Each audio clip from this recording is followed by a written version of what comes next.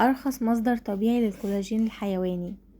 ايوه يا جماعه، زي ما انتوا شايفين، ما تتخضوش من المنظر. ده عباره عن عظم او مواسير زي ما بيقولوا عند الجزار. كل اللي عليكي ان انتي بتروحي عند الجزار، بتطلبي منه يديكي عظم او مواسير زي ما هما بيقولوا هناك. الماسوره الواحده يا جماعه عامله 30 جنيه.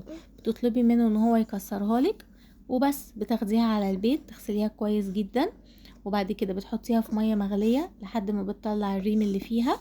بتحط لها ملح وفلفل اسود، وبتحط لها ورق لورا، وبتحط لها حبهان او اي منكهات انتي بتحبيها، وتسيبيها على نار هادية لمدة ساعتين او 3 تطلع كل الفوائد اللي فيها.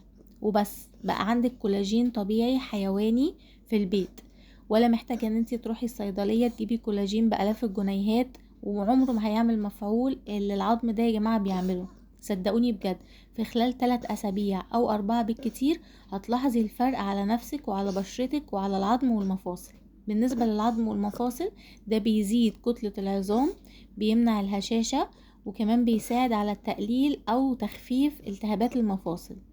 بالنسبة يا جماعة للفوائد الجمالية بتاعته، بيملى الوجه، بيخليه ممتلئ، بيزيل الخطوط الرفيعة اللي في الوجه أو الخطوط التعبيرية، بيزيل كمان التجاعيد اللي بتبقى موجودة في الوجه، بيرجع للوش نضارته، وبيرجع له كمان حيويته وتحسي كده ان الوش بقى ناضر كده وبقى ممتلئ. جربوه يا جماعة بجد وهتدعولي، ومحدش يتريق بجد والله العظيم. اساسا بره الاجانب بيعملوا حاجة زي كده. جربوا في خلال 3 أسابيع او 4 هتلاحظوا الفرق على نفسكم. هو يا جماعة الشوربة هتبقى عندكم في البيت، اشربوا منها على مدار الاسبوع لحد ما تخلص، وبعد كده هاتوا تاني وكرروا نفس الموضوع. لو الموضوع عجبكم ياريت تبقوا تبلغوني في الكومنتات.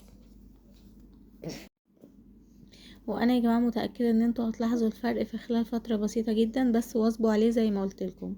لو الفيديو عجبكم ياريت تعملوا لي لايك وكومنت حلو منكم، والسلام عليكم ورحمة الله وبركاته.